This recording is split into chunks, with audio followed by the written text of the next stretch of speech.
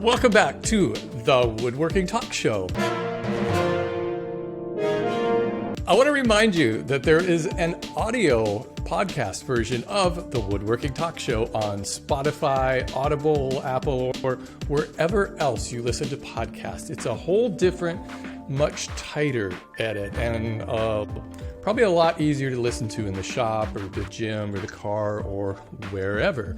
I actually think the audio version is much better. Check it out if you can. On July 16, 2015, Mike Montgomery kicked off his YouTube career with his first video, DIY Modern Concrete Bowl Planter Modern Builds Episode 1.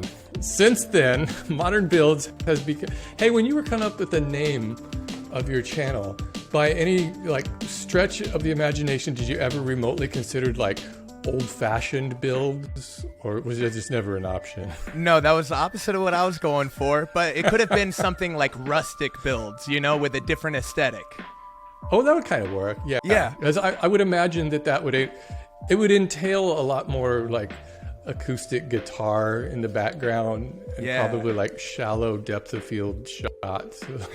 Some really nice reclaimed wood rather than all the 2x4s and plywood that I use, but if the name fits, right. Hey, if it walks like a duck and quacks like a duck, just call it a duck, You just got to own it. Yeah, you got to own it. You got to own it. But no, whenever I was making my name, it's funny going back. I made this really long list of all the words that were associated with building. I'm sure rustic and reclaimed was on there too. And I knew I wanted 2 words, and I knew I wanted words that helped with Google and search. And so they were all words about DIY or building or just modern, because I knew that was the look I was going for. And then I just started slapping them all together. I had a few options that were pretty good, a couple of options that were already taken or affiliated with other things. And so Modern Builds was top of the list that was usable, and I think it works, because if people search how to build a modern coffee table, my name is 2 of those words. Boom, there you are. Modern there you go. Builds. Since then, Modern Builds has become a leading channel showcasing practical, highly approachable DIY projects made mostly with a modest set of power tools and construction-grade lumber. Something that I really appreciate. Yeah. He uses a variety of techniques and materials, including woodworking, metalworking, and concrete working. I guess concrete working is a word, right? Sure. I don't know if it is or not. We'll call it that. Yeah. Maybe masonry is that. Maybe, but I'm not laying any bricks either, So it's an in-between. Some of Mike's most popular videos are his remodeling videos, including a series where he transformed an old school bus into a tiny house. In fact, when you search for Modern Builds on YouTube, Modern Builds Bus is the first autocomplete. Did you know that? I've learned that recently, yeah, and it's a really interesting consideration with content going forward. Yeah, definitely. Wow. And most recently, he's converting a shed into a workshop. I'm really enjoying that series. Mike is also a co-host of the long-running Modern Makers podcast, along with Ben Uyeda and Chris Salomone, a couple of previous guests on the Woodworking Talk Show. Good company. You know what I need to do is I need to get all 3 of you on this show all at once. And then we can record 2 podcasts back to back, so we can have 1 episode on here, and then we can tell people just go to the Modern Maker podcast for part 2. We'll double dip. Who would do the most talking if I had the 3 of you on here, out of the 3 of you? Well, it's a really good question. You're kind of interviewing us. Mm-hmm. Man, that's a good question. I think Chris will be the least likely to be loud and interject. I think Ben will be most likely to talk for longer than 2 minutes at a time. And then Probably I will be closer to 30 minutes. Yeah. Yeah. He does monologues, and then I interrupt them.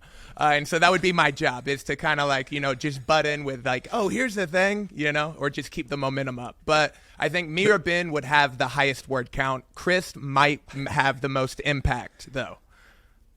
That would be awesome. We got to do that. I had Ben on this show, and he's like the perfect guest, because all I got to do is just kind of lean back and just let him talk. Listen, I know. I'm on a show with him, and that's a lot of what I do.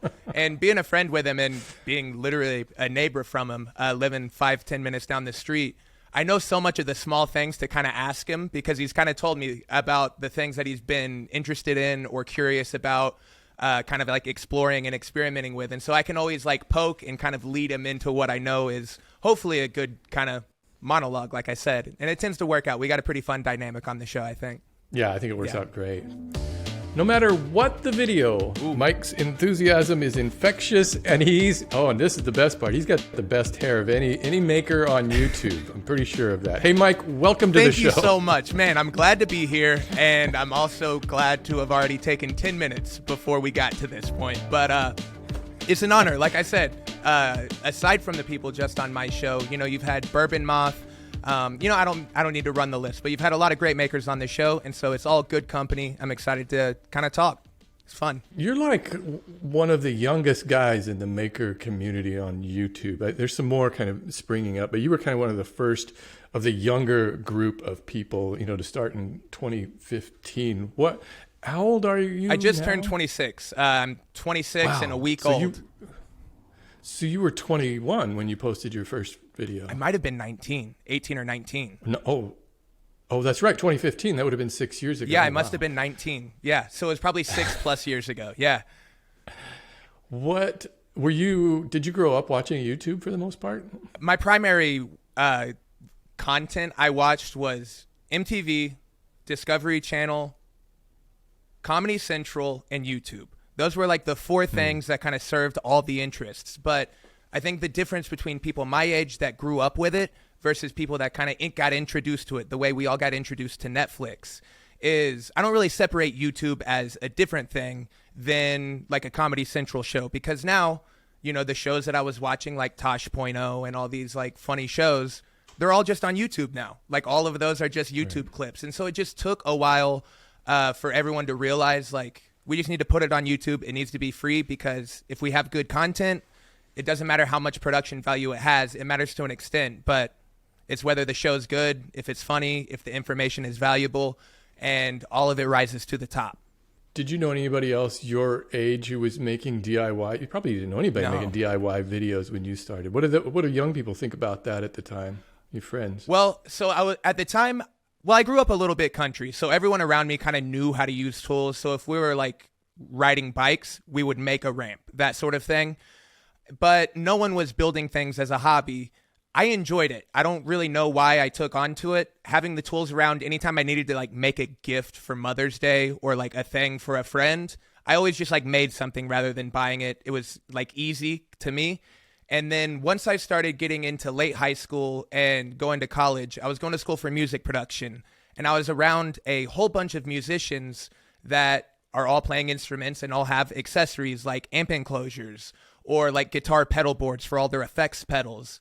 And so I wasn't a great builder, but I knew how to put wood together. And I knew that they were paying way too much money for these pedal boards and these little things for how simple they were. And so I started making a couple for some close friends, didn't even really sell them for much profit. But then after that, everyone kind of saw them. And then I started selling them for what I, felt like I should. And, being the one guy that builds these things in a college full of 200 people majoring in, different instruments, it wasn't hard to sell. And so that kind of spurred this side hustle that was fun while I was in school. And then as we all matured, people started moving into apartments and started asking like, hey, can you build me a coffee table? Can you build me a bed? And this was around the time that I was interested in making YouTube content. And so I figured it was knocking out two birds with one stone. Up until that point, I was just making small concrete planters. Like you said, I really hadn't leveled up to larger furniture projects yet. And I thought, hey, here's a way to make a little bit of money and also scale up my content in a way that doesn't cost me any more money too, because, I was a student working, I was working at a place called Wine and Palette where we would teach little paint shops to like, people just kind of coming in for an evening. So I wasn't making a lot of money. This was like knocking out two birds with one stone. And that content ended up doing really well. That was all of the content that I was able to highlight and tag as mid-century modern.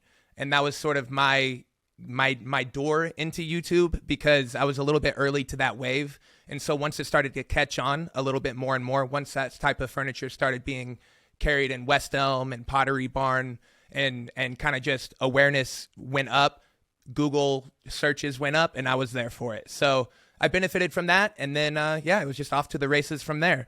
But yeah, definitely everyone my age just was thinking it was cool. but didn't understand that there was this huge niche of woodworking content, because obviously they weren't watching it. But I was, because I was trying to learn these little small tips and tricks, and I was gaining information from, people like you, people like Ben, people like Bob from I Like to Make Stuff, and then just using those kind of like tips and tricks I was learning. But then eventually just kind of wanted to contribute, always watching YouTube. I thought it would be cool to do. And once it was an idea that I really thought it was worth going for, that was what I could bring to the table. That's what I was doing that was unique. And everything in life is about adding value. And that's what I felt like I could add value in. Well, and you're certainly very successful at it now. If looking back along the way from your success now, if you could go back in time to that 19-year-old who uploaded that concrete bowl video, would you tell him anything? Would you do anything different? I don't really know. So I gave myself a 1-year window because I was dropping out of college to do this. And maybe this is good advice or bad advice for anyone young listening. But if anyone young is listening, maybe it's valuable. Not so much the idea of dropping out, but the following idea. So I was going to school for music production, thinking that it would be a fun degree. But everything's moving to the internet, everything's moving to laptops, and I was going to school learning how to run these big mixing consoles that people were making music in the 90s and 2000s. And so I realized, I was like, oh no, I'm learning something that's already outdated. I've got to get out of this before I start wasting more time. And so I knew I wanted to drop out of school, but I didn't have another creative interest that I would go to university or college for. And so I was faced with, like, oh no, I'm going to go and get a degree in accounting or a degree in business or a degree in something that I know will always be there and always be a reliable thing. But I knew I didn't want to do that, like I said. And so this was the time to kind of pursue YouTube. It was something that I always wanted to do. I had identified that I could use building as my way of getting into the whole thing. But I gave myself a 1-year window because I knew I would have to approach my parents and say, like, I'm going to drop out of college and make YouTube videos, which is a nightmare, I imagine, for any parent to hear. That's like, oh no, this is our worst fear. And so I went to them and I had this idea of just doing it for a year. As soon as the semester ends, like, this is when I'm kicking it into full gear. I have a year to do it. And that really lit the fuel under me, because if I didn't make Modern Builds a success in that time frame, then by rule I would have to get a reliable degree. And so I put out a video, I really think, every week for 52 weeks. And it wasn't out of fear, but it was partially out of fear. You know what I mean? And so if I told myself, like, hey, everything's going to be good, just be prolific and just stay consistent, maybe I would have done like 80% as many videos as I did, and probably still would have been successful. But I think a lot of the unknown is a motivating factor. And so if I was to go back, I would maybe reassure myself that, like, yeah, you're on the right track, be prolific, but ultimately not knowing is kind of the fun part. Because if everybody gets to know, then, well, I don't know. We can't all benefit from hindsight. You know what I mean? That's the whole thing in life. Right. We're living it in the moment. So were your parents supportive of that decision? I know you just recently had your dad on your show for a couple of episodes. I thought that was really cool to see the two of you work together. Yeah, that was honestly a really, really cool moment. They've been out to California since I moved. I'm originally from Oklahoma City. About 3 years ago, I moved out to Joshua Tree, California. Myself and Ben have kind of made this home base. We're pursuing some... Yeah, it's your hippie commune out down there in Joshua Tree. It is, but it's working, man. Like, more and more makers are coming and really building a cool kind of supportive community. And it's pretty awesome, yeah. And out here, I mean, you're in Northern California, but you understand the real estate out here. It's really crazy, and when it booms, it booms. And Joshua Tree is really benefiting from that right now. And so we're all kind of doing the same thing that we would have been doing somewhere else, but just doing it where the upside of the real estate is a lot better than it would have been back home in Oklahoma City. Sure. But what was I talking about? Why did I bring that up? Were they supportive? Was that the idea?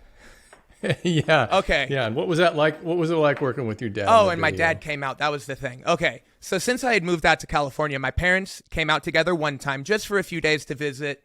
And it was awesome. I got to show them around. They got to meet everybody. And it was right when I had bought the house that I'm currently renovating.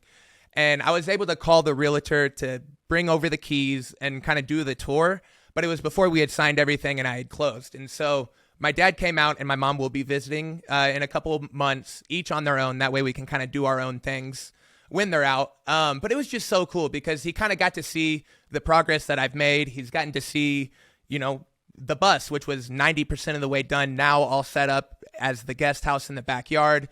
The workshop, like you mentioned earlier, thank you, is complete. And he got to kind of see that, like, okay, it's a little bit weird, or it's a little bit, I don't know what it's saying. He's like, probably he's thinking he's going a little bit out on a limb, but everything's coming together. And even though I don't really know what I'm doing my best at kind of like learning it along the way. So it was cool having him out. It was a ton of fun. There was like a few moments where I got to see like, he really, he's happy that I'm doing what I'm doing. Like moments where I could tell he was proud, which is always awesome. So let's talk about that school bus build. It was very popular. Mm-hmm. So you bought an old school bus and you renovated it into this tiny house. It's beautiful, really. Thank you. And is the bus still drivable, or is it a solid firm in place kind of thing now? Totally. So the house that I bought in California is a 1-bed, 1-bath. It's a perfect little cabin out here, and it'll be an awesome Airbnb to rent once I'm on to the next place. So right now I have the bus set up in the backyard as a guest house, but it's totally movable. It could go anywhere. It's mobile and has a little Goal Zero in it, so I can charge it with solar and have power when I'm running around. Do you think the tiny house trend is still really hot right now? Man, I think everyone is still interested in it. I think every time you and I talk, we talk about like the saturation on YouTube of different trends. Oh. And I really do believe that whole saturation of tiny houses and out of the box living things, we've got a whole lot of content, but the numbers are there. So I think as long as there's viewers, we might be in this bubble, but I don't think it's deflating yet, It always amuses me because it's like, well, tiny houses have been around forever, but if you're poor and you live in a trailer, they just call you like trailer trash. But if you're rich and you have a trailer and you fix it up, then it's an alternative lifestyle. Yeah, exactly. It's like, wow, how quirky and out of the box you are. Yeah. Right. It's like there's nothing new. People have been doing that. But I guess they're different in the way that, I don't know, what is the appeal of tiny house living? And do most people have those just as a second house, like a vacation house? Or do you think a lot of people actually live in those year round? Well, I think there's two scenarios. One scenario is that you're getting a second house, so might as well like not have too much maintenance involved with it. Living out here in Joshua Tree, where there are a lot of those vacation properties and vacation rentals, I see that is common, especially amongst the unconventional houses, whether it's a geodesic dome or something that's like a neat little A-frame. Those types of properties are really overvalued in a vacation or rental-based market. And so I think that there's just the appeal, to not live in it every day, but to kind of like have that experience in it. And then I think the people that are interested in living in their day-to-day, I think it's just the housing market. I think real estate is crazy, and the idea of being able to have a place either without a mortgage or a non-traditional mortgage is really appealing to people that are working mobily, especially if you can just work from a laptop and you're just doing everything remote. And it might be just a cool in-between. Like if I was young, 20, maybe I was dating somebody but didn't have a kid. If I could go ahead and just live 5 years in something like that and then use all of the money that I would have been putting towards rent on a down payment, maybe it's sort of like this necessary means to an end these days. Because if every house is $1 million, $1.5 million around you, you either need to move to a different place where the houses are $150,000 instead, or you got to figure out how to have a big down payment. How much work is needed on that house that you bought? It was a fixer-upper, right? Yeah, but cosmetics are really the only key thing. Foundation, beautiful. I put in a new air conditioning unit. I'll probably update the furnace. So some small things, but in terms of electrical, plumbing, just the structural integrity of the house, we are all there, and it's got a brand new roof. So I'm just going in and doing all the cosmetic stuff that I enjoy and that I am more familiar with, at least, than what's going on behind the walls. and I'm kind of doing 2 rounds of renovations with this house. I try and do really accessible things. I try and make things that are affordable and just like most people that are DIYing are DIYing with budget in mind. And so if I can make content with that same consideration, I think it's a good idea. And so I've already renovated the bathroom under $500. It was just this little design challenge that I did, and I think it was awesome content. But once I get done with the whole house, I'm going to do a second renovation on that room and really just take it down to the drywall, do a custom tiled shower, do a custom vanity, do all of the things that I would do without that same kind of budget restriction. But yeah, it's just been it's been fun and interesting. A lot of the focus on your channel is on, I guess, affordable, approachable projects that really anybody can make. Is that when you are coming up with an idea for a new video, is that something you're just consciously aware of at all time? It's like staying on brand. And are there things that you just would not put in a video? Oh yeah. It's funny. There's I think breaking points when it comes to introducing new equipment. And I know you know this, like as soon as you decide I'm not going to make these cuts with a circular saw, I'm going to use a table saw. You've made a lot of people with table saws happy, but the majority of people that are looking for how to build things, they probably don't have a table saw. Most of the people with a table saw have already been building some stuff. And I'm really trying to talk to and find the people in their first 10, 20 projects. So I just have these sticking points where I'm like, can I do this project without a table saw? Yes. Okay. Circular saw only. Do I have to use a surface planer, or can I glue this up and just smooth it out with a belt sander instead? It's just, I always try and take the tool into consideration, but the technique is the part where I get to be creative and improvise. So instead of making a wild table saw jig, I'm going to come up with a neat way of getting a strong, good-looking joint that achieves a similar and equal, result at the end of the day. But instead of doing it with a table saw, I'll just show people how to do it with a $100 circular saw. Yeah, one of my favorites you did recently was, it's part of your 2x4 furniture series. We make furniture out of 2x4s, which is so approachable by anybody. Yeah. As I love that platform bed that you made out of 2x4s. I was just looking at that today. It has 666,000 views. Nice. Just in a couple months too, man. It's going good. I know. So you've got a series of 2x4s in there on their edges, which creates the platform of the bed. And then, headboard. And it just is something that it's like, I wish I had thought of that, because it's the perfect project that anybody can just pick up. What do you need for that? You need like a circular saw and a drill, basically, to make that thing. That is it. Yeah. Yes, sir. Only sometimes so my most recent upload was a workbench. It was just a little modular kind of expandable garage shelf workstation solution. And even in that video, I on purpose only used the circular saw and a drill. Like I cut out the impact driver just because I'm like, hey, people buy a drill circular saw combo all the time. A lot of people actually don't have an impact driver. And so if I can show, make sure in pre-drill, this is how you make sure you don't strip it out, that's more valuable than just recommending a different tool. Yeah, that's a really cool workbench, by the way. I love those. So what you did is you designed these, it's not like drop-down tables, it's like these leaves. You call them leaves, right? Yeah. You would just set down on the edge. There's like a lip along the edge of the workbench that you can set those anywhere along to give you extended workbench area, and then you can take them off and put them on the side for storage. I thought it was brilliant, really. It was such a simple solution to that problem. Man, I really appreciate that big time. And that's what I always try and do is there's got to be a low-hanging fruit. There's a lot of people whose specialty is reaching high and finding these creative, crazy ideas, but I don't have an engineering mind like Izzy Swan.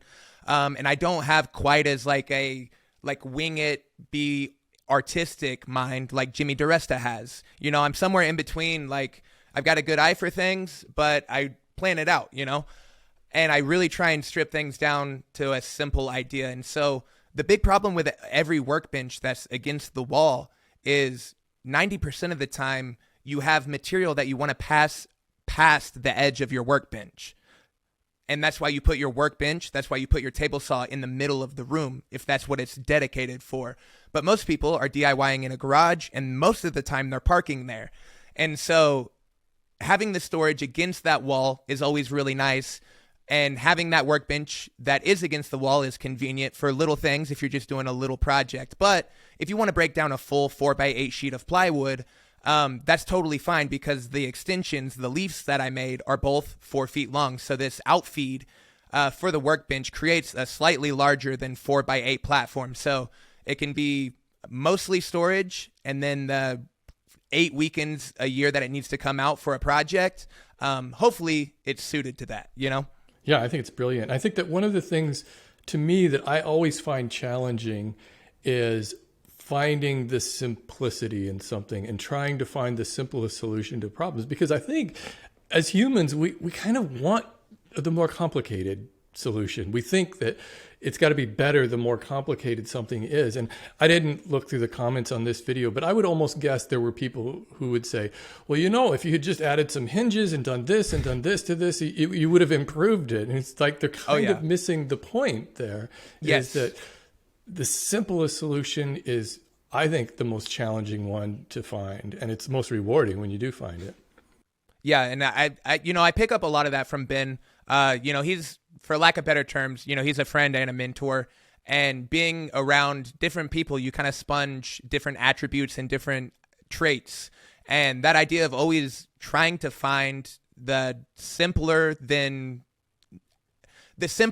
standard solution for things is always nice. Whether it's a way of connecting wood to metal that's out of the box or something like that. Ben is really, really great at that. And I try and take that and use it in my style of designing things. But people didn't criticize, but they did have one kind of group comment in the section for that video saying that it would have been cool if I did a French cleat on the ledge that the leaves, the extensions rest onto. That way they couldn't slide forward and off of the ledge potentially. Right. And, that's one of those things. I'm like, yeah, if you want to build it that way, cool. Otherwise, I don't think that'll be a problem. Yeah, a lot of times people think that something's going to be more of a problem than it really is. It's probably people who really haven't worked in a shop-like environment that much and just don't realize that things... And I don't know how you are, but I kind of am like, well, let's see if it's a problem and then we'll fix it. But I don't think it will be. Yeah. There's no sense in overbuilding to begin with, I think, But exactly. People like to do that. Hey, I want to talk about this is interesting to me. Is your second most popular video on your channel is the DIY herringbone pattern paver patio renovation home improvement. Is it really? Video. But why that video? Why is that so popular? Did you have any idea that video would take off the way you've racked up 4.5 million views in a little less than 2 years on that thing? Because it's different than most of your videos probably. Yeah, so that was relatively early in on the home renovation content. That was probably the first year of the renovation content being heavy on my channel. And that was the gig that Home Depot facilitated. So they came to me, they said, hey, we have this campaign around pavers, if you're interested in being a part of it. And it worked out great for me. Home Depot always pays well, so that's always great.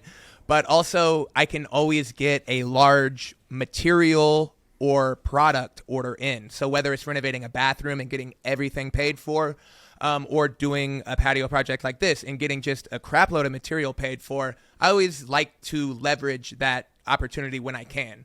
And so I went big. I've learned that bigger projects always kind of help. So I extended out the patio. And then on that one, I had high hopes for it, but I had no idea the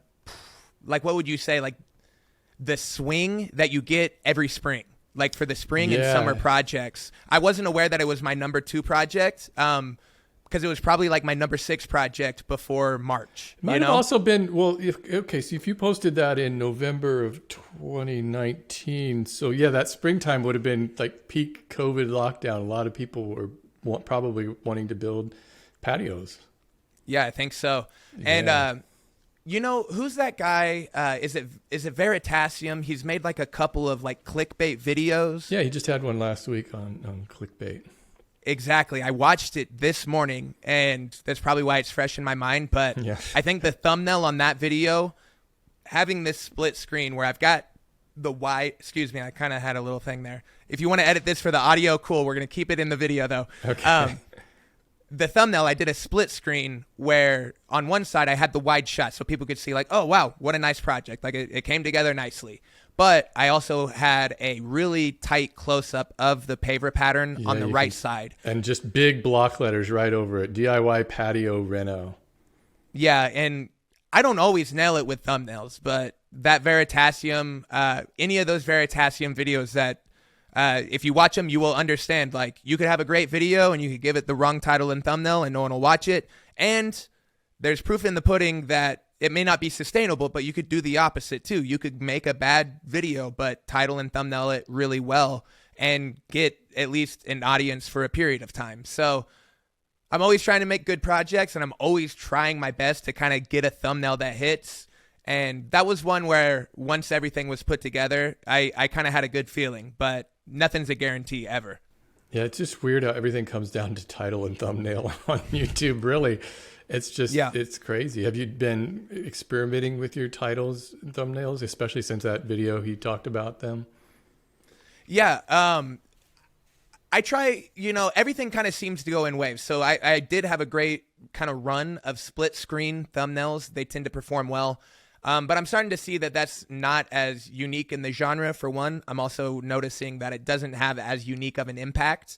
And so, yeah, I'm doing a few different things with thumbnails. I'm trying to block out some section in my thumbnail and then putting title over that. So it'd just be, like putting a little blue top or bottom blocking and then putting some bold text over it, just blocking out a little bit of space to where blocking out a little bit of space where instead of overlaying text on top of the project, just giving a solid color. That way, maybe the primary color kind of hits somebody's eye, and then, the text does what it's always done.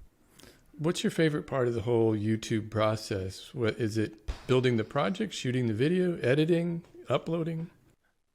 All of the parts are enjoyable. I'm also curious to hear your answer to this. I'm as someone who, okay. We'll probably talk about this. You were the very first YouTube maker content creator I ever saw. So this is a cool conversation for me always. I always like hearing anything that you have to say, but this is really interesting because we came into it at different times. Right. But my favorite part is there's a highlight. Okay, so there's a highlight when you get an idea that you know is good. When you get an idea that you know is good, whether it's for content or the project's sake, it doesn't matter. That little moment, that light bulb moment is really, really valuable, and I love that. The build is fun, the build is enjoyable, but it's not my favorite part. I love when a project is finished. Like seeing an idea realized is really, really fulfilling, and the in-between is like all the necessary steps that you need to do to get it done. And there are parts of that process that are super fun. Like certain times an assembly goes together so nice and it's just rewarding. Other times you're sanding for 4 hours and that's not fun. But seeing it all come together is really great. And I've never enjoyed editing. I've actually always disliked editing, but I thought that I was decent at it and I knew not what to show compared to some of the other people that I watched. That's the trick, isn't it? Yeah. Yeah. And so recently I've gotten an editor. He's edited probably my last 8 videos. I've done this super secret because I really don't need it to be a big thing that I have one, but he's actually somebody that's watched my content forever. He's listened to the podcast and, he's just become like a friend. So shout out Shane. And he's so familiar with my content and he is a maker and a builder himself. So it he looks great. understands. I would have never thank guessed you. that because usually when somebody switches to hiring an editor, it's a pretty dramatic shift in the look of the videos. We've been working really closely, so we're not working remote. I think that's one of the things that are really helpful because he can just say like, "Hey, Mike, look at this clip," and I can just give him something, give him a note real fast. Whereas I'm not just getting a whole edit and making a whole list of revisions. But I think he just, it's not 100%, but he understands like my intuition on what needs to be cut and the timing of things like 80%. And so that 20% that we have to make up. It's just working itself out every video. You know, we're improving every time we make a video, and he has more technical skills than I do. And so he's able to do little graphics, able to do little animations better and faster than I can, so we can use them a little more often. So editing, I don't love, but I love clicking publish. And I love that first upload day. I don't give too much weight to comments, positive or negative, but when a project does well, it's always awesome when people do like it, and especially when they like it for the effort you put in. Like, here's my idea. They saw it and it stuck. You know, sometimes they're just like, hey, dude, looks good. But you're like, but what about that thing I did? It was neat, right? And then other times you kind of get the validation, and it's not what we're all going for, but validation is always fun. Yeah, you seem to have developed a pretty good audience there that really seems to be on board with just about everything you make. That's a pretty good position to be in. Yeah, but what about you? Like, where do you have a few highlights, or is there like one moment where you're in it and that's what it's kind of all for? Or you're enjoying it most? Yeah, I think probably, I do enjoy editing a lot, and I've tried different editors, and I always just kind of come back to just doing it myself, just because I think it's kind of fun to do. I think for me, it is the final, it's when the entire video comes together, because then I feel like, okay, and this is considering it's a project video, because I spent all of the time designing a project, going out, figuring out how I'm going to do it, building it, and then shooting the video along the way. So it's like that final thing where it all comes together. And I'm totally with you on board about pushing that publish button. And even after doing this 13 years, I still get a little bit nervous about pushing that button, that I think, did I leave something out? Did I say something that everybody's just going to just latch onto, that it's going to be like hyper focused on this one thing? So that, you know, that just comes with the territory, I guess. Yeah, and you'll really know like what videos you care about by like whether you kind of like click it and you're like, it's just a thing, or you're like, okay, here we go, click it. You check the comments like 5 times that day instead of once or twice. Yeah, and you know, I doubt that there's any content creators out there that are able to just like click and walk away and not care when it's content that they really care about. You know, so. Yeah, it's awesome. It's interesting to see what videos people respond to, because no matter how much I think whatever the reaction might be, it can be different. Sometimes I can just have a video that I think is just kind of this is a quick and easy thing, I'm going to just put it out there, and then just people just love it. And then sometimes I can spend just so much time and effort on something, and then just kind of gets meh, you know, response. Yeah, that's why I always just try and identify one hook in a project, because I don't think there's a lot of benefit of having 4 hooks. Right. That's smart. That's real smart. Yeah, focus on one thing. If I put 4 things in, and you know, we're talking about comments and kind of people noticing what you did, if you really did one thing that is the hook, they either missed it completely or it worked, you know. But rather than saying like, do you see the way I did that cool, and the way I did that pretty neat, and then the way that this came together, that's always awesome. But I try and find one big hook, you know, like with the storage, it's just like, it needs to be expandable. It needs to be good, compact, but expandable. It could have a million other things, you know, like I added some lights, I added some plugs, but the big hook, expandability. Yeah, I got to say, you were pretty brave also putting a little bit of electrical in that video. Did you like my you had lots of disclaimers. You were like, hey, I am no electrician. That's it. Don't even look at this. Don't watch this. Don't do anything. But I'm going to do it here. And I'm going to show you. Right. I love it. You just owned it. I mean, I don't know what else to do, right? Because I definitely... It will always happen. You could be a master electrician, and people will find things on there that they just don't like about electrical. Like, you're going to die. Yeah. You're just going to die by doing that. And all in all, I'm okay, because I forgot to get those little connectors that crimp the wire so that it's so that there's no tension on the cap nuts. Like like a little connector for the box, like it squeezes the Romex. I forgot to use those. So those little things on the junction box or whatever. Yeah. Right. So if I did this whole setup, you know, I wired plugs, dimmers, and lights for the workbench. It all worked, and that was the one thing I missed. I'm good with it. You know, like, sure, that's a mission accomplished. And I'm really trying to figure out the best way of teaching all of that stuff, because Electrical kind of things are not complicated. They're really hard to understand the basics of, but once you get the first couple little things done, like once you wire an outlet the first time, and then you wire a switch, and then you realize it's the same thing. It's simple. And then you put in a light fixture, and you're like, oh, this is the same thing. And then once you get a few of those little things coming together, that's like the fundamental, and you start to understand a little bit of like principles, which then means like, oh, I can put it into a workbench. Oh, I could throw it into a coffee table. And so I want to put that content in, but it's just scary because liability is liability. It is. Whenever I do that anymore, I just try to say, and I installed an outlet here. If you want to learn how to install an outlet, there's plenty of resources, but I'm not going to show you. And that is the way to do it. It's like, let the Home Depot channel give that instruction. Like let Home Depot make the how to install a light fixture episode. But there is one channel that, I mean, if anybody's interested in electrical that's listening to this, check out Electrician U, like short for university. The guy's super solid. I watch him regularly anytime I don't know what I'm doing. And he does everything on a whiteboard. And that is more practical than actually seeing the wires. Right. Because when the wires go behind the drywall, it kind of starts getting hard to remember everything. And so if he's able to sketch everything out using different colored Sharpies, and kind of just show everything, it's a little more reasonable. So check him out. He doesn't have a huge audience, but he's got a thorough tutorial on everything you need to do.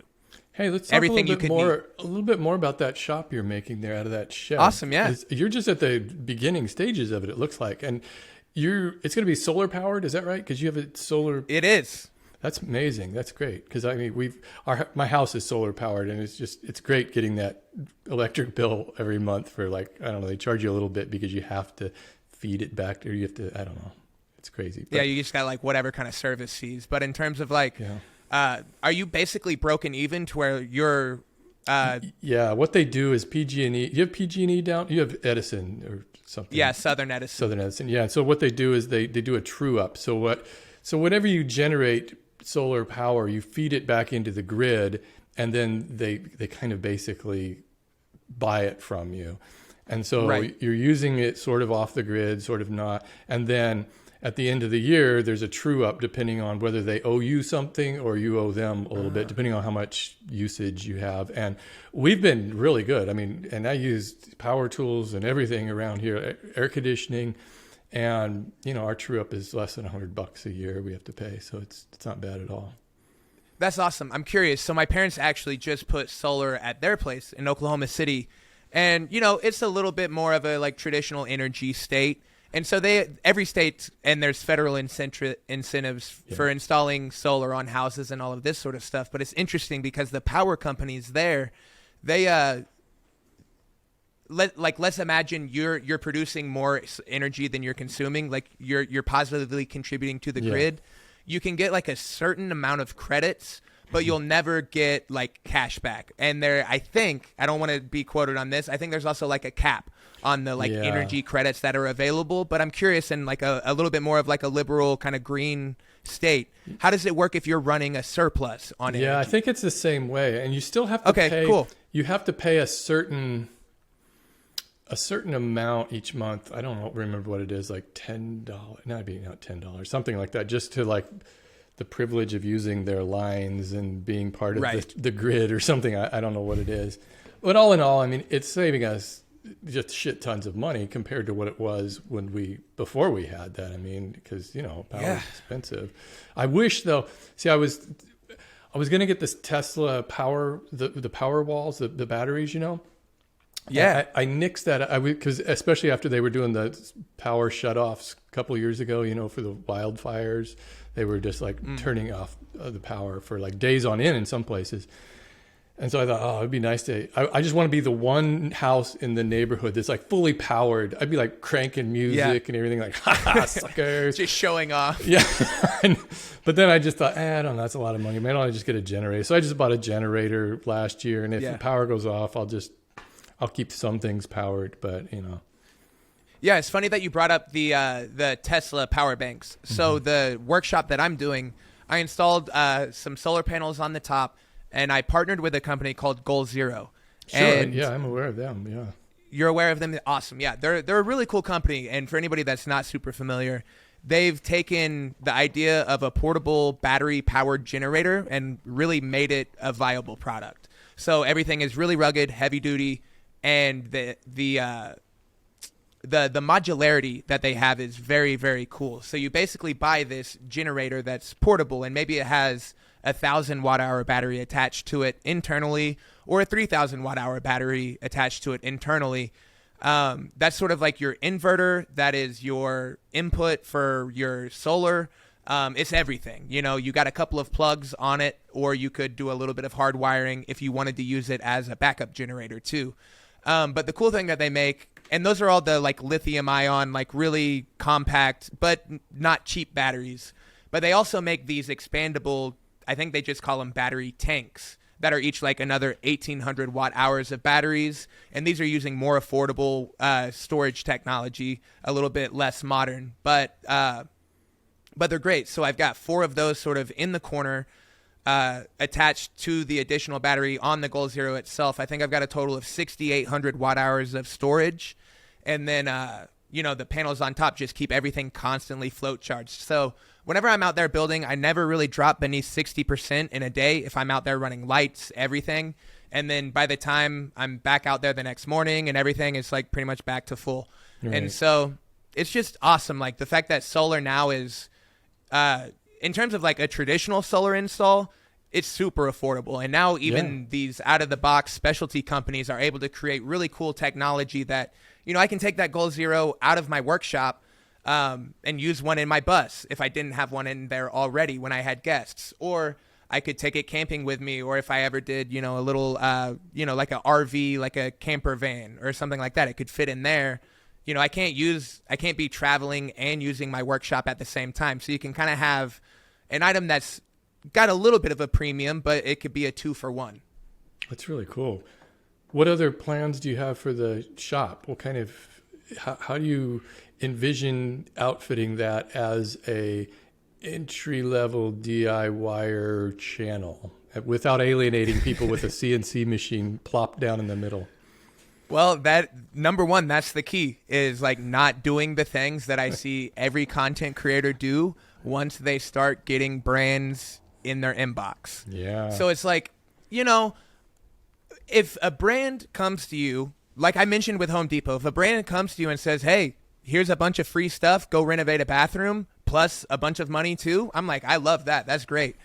But if a company comes to me and they say, like, here's a CNC, I've turned down a deal from every CNC company, from every laser company, every 3D printer. Like I've turned down every brand everyone works with. But other people are really genuinely interested in exploring those things. And then there is the rest of the people that just see like a free thing with a $6,000 price tag and are like, yeah, why not, right?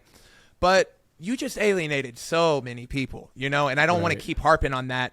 But if there's a content creator that's like maybe getting some info out of this, like if this is the thing you can learn from me, take this away, because you just made yourself the person that you wouldn't have watched before you started. Yeah. Probably. Yeah. Unless you were watching, like you could have been watching Frank Howarth and that would have been aspirational. But if they found you off of cool this or that, some of them might follow you along, but you're going to have to build a new audience, and that's fine if that's what you want to do. But I say if you have a goal, and if the goal is similar to what mine is when you're starting, stick to it, if it's working, or change it if that's what you want to do. Everything's your prerogative. But my goal with the workshop is just to keep everything really accessible, keep everything affordable in terms of like all of my storage and all of my infrastructure. I don't really plan on buying expensive sets of clamps. The ones that I use from Harbor Freight work decent. The Maker brand clamps that I have that are heavy duty are awesome when I use those. And Ryobi tools, like screw in screws just as well as Makita ones for the things that I'm doing. So the goal is really just outfit the shop, but not build so much infrastructure that it's weird to people. I like just a good, clean backdrop, and I don't have a ton of space anyways. So right. Yeah, it seems like the usual trajectory of a YouTuber is start in a basement or a garage, and the next thing you buy 100,000 square foot shop. and yeah, it's huge. But and, everyone complains about like Die Hard. They're like, yeah, Die Hard 1, he's running around with glass in his feet. He's a real guy. And by the time Die Hard 4 comes around, he's a superhero. Right. Or they complain about like Fast and Furious. Like the Fast and Furious franchise was pretty cool, but it was only about racing cars. And now they're legitimate like superheroes. They're insane. Yeah. They've all jumped the shark. And like that's the version of jumping the shark in woodworking. Yeah. I think what happens is you need to know, and this is every woodworking channel, well, really any channel on YouTube, needs to understand who their audience is and what their focus is. And once you know that, then all those decisions kind of fall into place. I mean, I know that my channel is for beginning woodworkers. It even says it on the banner page. I know this is exactly the audience that I'm going for. And so knowing that, it's a simple decision. When somebody comes up offering me a CNC machine or a laser cut, yeah, it would be kind of fun to fool around with those. But this is my business, and it would just be so off-brand that it's not worth it. Yeah, I always take that call. I'm always curious, like, oh, what kind of deal could I have gotten? But, haven't taken one, don't plan on taking one soon. The only time that I would is if it's like, oh, I've got this crazy idea and I need this CNC for it, or I've got this crazy idea and I need a 3D printer for it. But up until this point, I haven't ran out of ideas that a circular saw and a jigsaw can make. So until that happens, we'll keep going with what works, Let me do a quick thought experiment then with you. Ooh. Say I was to give you $100,000 to spend on one video. That's nice. What would you do? Would you just make it a kick-ass video? Would you buy tools to make things? Would you make a killer project? I know exactly what I do, and I would probably get a whole season out of it. I wouldn't even get one video.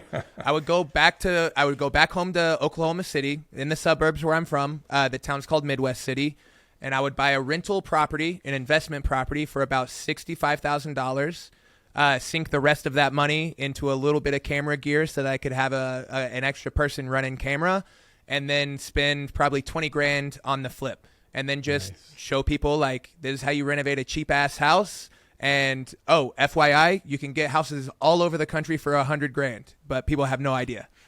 Yeah, I mean, we get crazy. I mean, living in California, you just don't understand that there's places where you could buy a house for under $100,000. To me, that just kind of blows me. I guess because I've lived here so long, but like here, I mean, this time I have a 1,400 square foot house, and it's like, well, you see these people saying like, oh, YouTubers, lifestyles of the rich and famous, and he's living in a $1.5 million house, and I'm like, okay, that's just a house. It's like, we're in the burbs. What do you mean? We're not even in the hills yet. Nothing.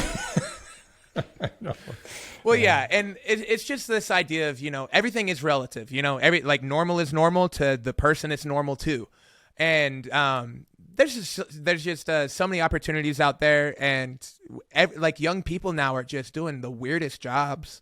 And most people that are really entrepreneurial are doing it with the computer. They're not really doing it with labor hours anymore. And so if all you need is a computer and you don't have the responsibilities that you're going to have yet, like, just go live somewhere that's practically free in comparison. You know what I mean? Like, you could pay $3,500 a month to rent in LA, or you could pay like a $750 mortgage. Yeah. And that mortgage, like half that money you're keeping, Yeah. What do you think makes for a good modern builds video? Can you predict what is like the perfect model of a modern builds video that you're like, I'm pretty sure this one's going to hit? Oh, yeah. Now, okay, sometimes I'm real confident and I'm super wrong. So I want to preface everything because I don't want to be too confident here. Because none of us really know anything. No. We're all taking educated guesses. I think that's a fair assumption. But I always get really excited when my hook is strong. Like, it's that light bulb moment in the idea where I'm like, oh, crap. Like, I could do this. If the hook is strong, that's got me really excited for the video. And then, like what we were talking about, you got to build the thing so that you can make the video.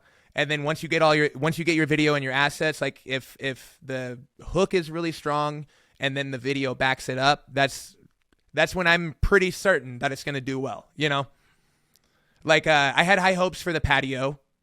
I didn't know it was going to be like my best video, but that was one that I knew wasn't going to flop, at least. You know, you can gauge high potential of flop versus potential of doing above average. Yeah. Yeah. You get to kind of know that over time. Is there anything that you've ever started building or a project that you just abandoned? You just got a little ways into it and you're like, this isn't going to work. No. I've just had a couple of concrete projects where the casting failed. Yeah. And I just kind of like moved on, but I've never had like this big, like, darn, you know, like nothing that shout out to my dad, you know, like if I signed up for a sport, you can't quit a sport halfway through the season, you know? It's like, I think those little things carry on through life. So it's like, once you get into a mess, it's like, you either got to dig yourself out or hopefully you got friends that can help. Right.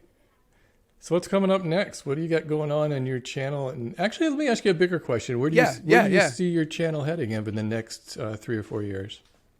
Where would you like for it to head? Well, there's potential. Like, there's really big potential. HGTV and this like Magnolia network, you know, everyone's trying to move to streaming, but they're doing it badly. Like all the HGTV and DIY networks, they're doing Comedy Central in the past year has done a really good job of starting to figure out the internet a little bit, get a little bit more hands off the way Netflix is with production and letting the people that make the content. But HGTV they've got this formula that's like, let me watch 7 minutes so that I can see the parts that I want. And that doesn't work on the internet because it's all watch time. Everything about the internet is watch time. And there is no captive audience. And so over the next 10 years, unless they make a big, big change in the way that they approach content for people interested in home improvement, they're just done. Like, they're out. Oh, totally. Totally. They may pivot and be competitive with everybody else, but there will be no like superiority in production. And as long as they keep going the way that they are with like trying to manufacture these like ensemble casts that don't even know each other. They're like the same. Every single show is really the same thing, just tweaked a little bit with like a different pairing of people. And so as long as they keep doing that, like the production value is going to equalize. Like, we're already almost there, but the talent is going to be so different. And it's only because of authenticity. They're looking for people that fit a very particular mold, and they don't even really care like if they're competent at what they build or what they design. I've had all of these conversations with TV production companies, whether it's Netflix, HGTV, and everyone else. But YouTube and the market is saying like, yeah, Mike, just go build stuff. Yeah, I always kind of think that looking to television as a next step is almost like a step backwards to me, because you can get so much more traction, so many more eyeballs on your YouTube channel, and people that are really passionate about what you do and feel a part of a community that you'll never get on a TV show. The people that are independent and successful and authentic are going to be the people that people follow. Do you think that you and Ben will get together and make some more videos together? Yeah, if we get $100,000, we'll flip that house together. So we're just waiting for that check. Whenever you're ready. I'm writing the check right now. Let me see, to Mike Montgomery. Yeah. Yeah. So I don't want to blow up anything that he's doing, because he's got some awesome, really big projects in the work. Yeah. But he's going to be building a house out. He's got that hoarder's house. He's got all kinds of stuff to deal with. Yeah, and he's going to be building a house out here. I'm not going to give away his hook. I'm not going to give away anything, but he's going to do another build out here in Joshua Tree. By the time that's done, I'll have my property really settled, and then we really will have options. We've got a crew of people out here that could tackle, a whole investment property in 3 weeks' time instead of me doing it in 3 months. And so there's powers in numbers for sure. And we all have such unique skills too. Like, we all build things differently, and we all have different skill sets. And so we ought to. Yeah, we ought to, because any project Ben and I take on together tends to do pretty well. Oh, yeah, definitely. Well, Mike, this went by way too fast, but I want to thank you for... I enjoyed it. I really want to thank you for joining me on the Woodworking Talk Show. I hope you'll join me again. I'd really like to do this again, because it never feels like I get enough time in 1 hour to talk. No, I believe it, and that's how it happens each time we speak. And hopefully next time we talk, I'll be sitting right here, but there won't be popcorn ceilings above me. There we go. I'm trying to point at it. Hopefully I will have scraped the popcorn ceilings and there will be a renovated kitchen behind me. Yeah, and you're going to be flipping that house once you get that $100,000 check I'm going to be sending you too. Exactly. So. Hey, if all of this has come from just one episode, let's do a follow-up. Yeah, right. Hey, be sure to check out Mike's videos over at Modern Builds on YouTube. Yeah. Oh, and don't forget to listen to his podcast, the Modern Makers Podcast, where you can listen to him and Ben and Chris. Yeah, thanks again, Steve. I appreciate you blazing the trail, genuinely. Like, you're an OG in the space, so mad respect. I really appreciate it. And thanks for listening, everybody. I'll see you next time.